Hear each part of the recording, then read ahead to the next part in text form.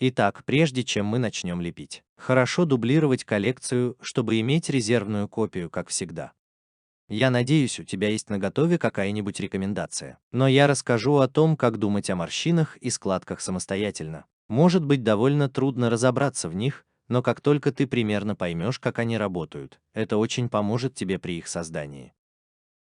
Давай набросаем небольшую карту морщин на твоей одежде, прежде чем начнем лепить две основные силы, которые продолжают бороться друг с другом, создавая морщины и дефекты. Это растяжение и сжатие. Так что давай добавим пару слоев аннотаций с красными и синими цветами, чтобы нарисовать эти две силы.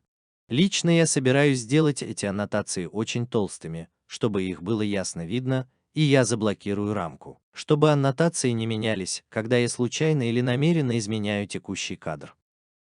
То, что обычно вызывает растяжение, а иногда и сжатие, это точки давления.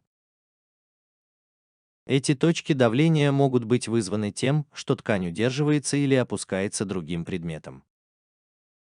В этом случае мы должны приостановить нас, надавливая на рубашку вокруг плеч. В других случаях ты можешь представить себе общую ширину самого куска ткани.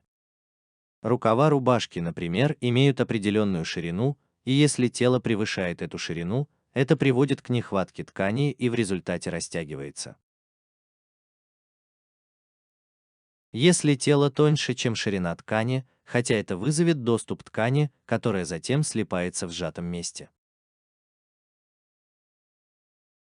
В этом случае у нас очень мускулистый характер, и мы можем представить, что самые выпуклые мышцы рук растягивают рубашку. Мы также видим, что у персонажа чрезвычайно широкие плечи, что также вызывает растяжение верхней части туловища. Пуговицы, которые удерживают рубашку вместе, также являются явными точками давления, которые, скорее всего, вызовут сильное растяжение верхней части туловища из-за ширины плеч и количества ткани, которую они должны удерживать вместе. И немного меньше растягивай нижнюю часть туловища от задней части туловища. Мы также все еще можем видеть некоторые точки давления на подтяжках.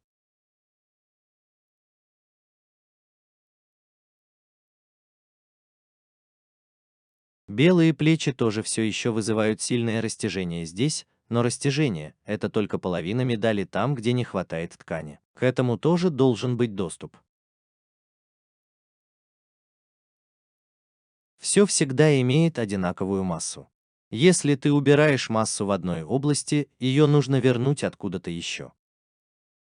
Иначе твои морщины будут выглядеть очень фальшиво. Это все равно, что толкать и тянуть воздушный шарик. Внутри всегда будет оставаться один и тот же объем воздуха, но он будет растягиваться и сжиматься в зависимости от того, куда ты нажимаешь и тянешь. Давай нарисуем несколько сжатых областей.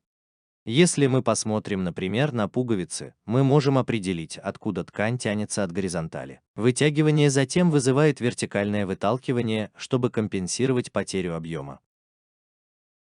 Ткань увеличивается в объеме сверху и снизу, чтобы сохранить баланс, что приводит к образованию некоторых горизонтальных складок.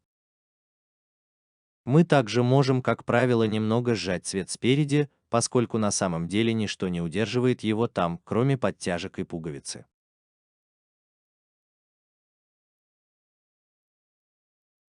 Цвет просто выталкивается вниз под действием силы тяжести из-за того, что ткань скручивается и вызывает сжатие. У нас также есть несколько закатанных рукавов, которые вызвали огромное сжатие, идущее вверх по руке. Кроме того, в то время как белые плечи тянут рубашку в бок, нижние части туловища относительно тонкие. Это вызывает сильное сжатие из-за вытягивания вверх из-за плеч и из-за отсутствия объема тела, чтобы заполнить рубашку и нижние части.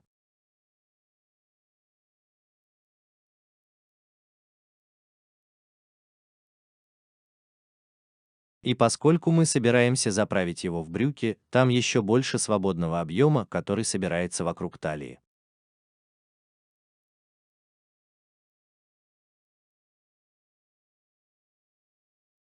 Так давай применим те же принципы к похлопываниям. У нас есть несколько более толстых элементов, которые с меньшей вероятностью выходят из строя и в конечном итоге дают нам несколько легких точек давления, добавленных к этому. Ткань обычно натягивается в области паха, в зависимости от того, насколько плотны и подтянуты брюки.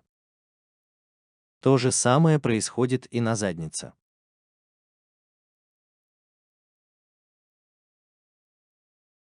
Растяжка немного продолжается на верхней части ноги, так как мышцы сильно заполняют ширину штанов на колене. Но это совсем другая история.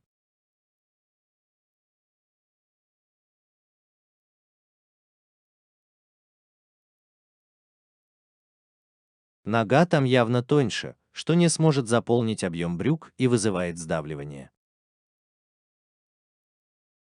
Это сжатие, кажется, прекращается вокруг икр, хотя из-за большего объема там, в самом низу ног, у нас другая история, чем в других областях.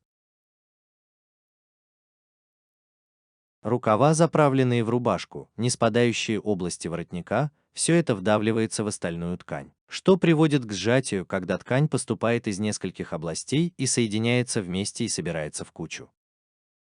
Поскольку у нас нет обуви, брюки свободно перемещаются, и они могут просто свободно опускаться под действием силы тяжести в пустое пространство. Это вертикальное растяжение затем компенсируется горизонтальным толчком ткани, что приводит к вертикальным сжатым повреждениям. Мы будем называть эти типы ошибок драпировкой. Такое поведение очень распространено. Например, на занавесках нужно иметь в виду одну вещь, которую мы еще не смоделировали – это соединительные ремни между подтяжками и брюками. Это также вызывает небольшое растяжение вверх, но, как правило, это все для планирования. Так что давай на самом деле перейдем к части лепки.